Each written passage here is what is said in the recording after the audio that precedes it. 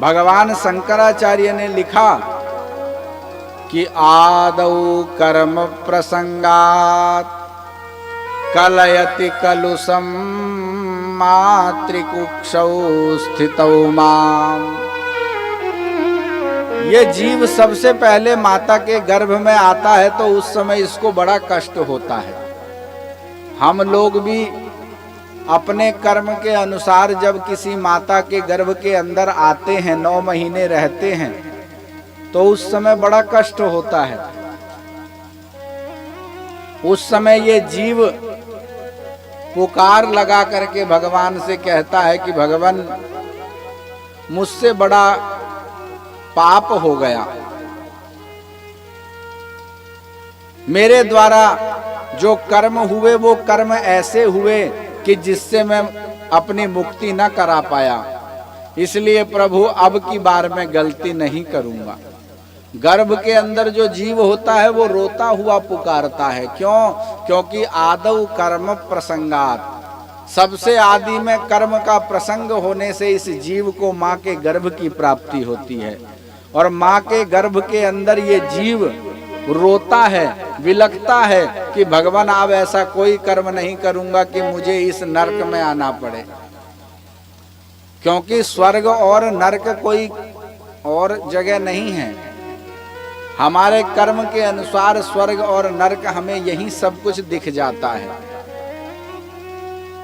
आज जीव जब गर्भ के अंदर आता है तो यही मन में विचार करता है कि भगवान अब कृपा कर दो, अब की बार ऐसा कोई कर्म नहीं होगा कि दोबारा इस पृथ्वी पर आना पड़े, दोबारा इस गर्भ के अंदर आकर के इस वेदना को सहन करना पड़े।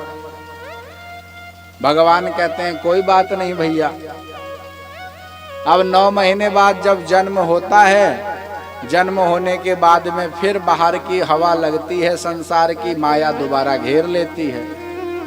तो देखो वो जो माया ने घेर लिया है हमें दोबारा संसार में आकर के, उस माया से बचने के लिए ही एक शिव कथा सुनी जाती है, ताकि जो स्मरण गर्भ के अंदर बना हुआ था कि भगवान मैं अब कुछ अच्छा कर्म करूंगा, जिस कर्म के द्वारा मैं मुक्ति प्राप्त करूंगा, आज ये कथा हमें वही बात को बार बार याद दिलवाती है कि भैया अभी भी समय है, अच्छा कर्म कर लो। संसार में भलाई और बुराई को मत देखो कि कहाँ क्या हो रहा है। तेरे भावे जो करे भलो बुरो संसार,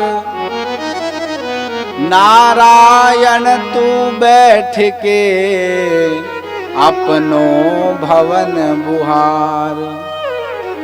संत कहते हैं कि हे संसारी मनुष्यों, अगर तुम भगवान का भक्त बनना चाहते हो, अपने जीवन में सुख चाहते हो, तो ज्यादा इधर उधर की टेंशन लेना छोड़ो कि कौन क्या कर रहा है, क्या अच्छा है क्या बुरा है। एकांत में बैठ करके अपना चिंतन करो। किम नु मे पशुभिः तुल्यम किम सत्पुरुषैरपि, क्या मेरा कर्म जो है वो किसी पशु के तुल्य है या कोई अच्छे व्यक्ति के तुल्य मैं अपने कर्मों को करता हूँ। अपना सदैव हम चिंतन करें। और ये कथा जो है वो दर्पण है। दर्पण माने शीशा। शीशे में जैसे अपना मुख देख करके हम देखते हैं कि हम कैसे लग रहे हैं, उसी प्रकार भगवान की कथा में आकर के हम स्वयं का आकलन करते हैं। इसलिए कथा जीवन में बड़ी आवश्यक है। इस कथा के बिना हमारी गति नहीं है।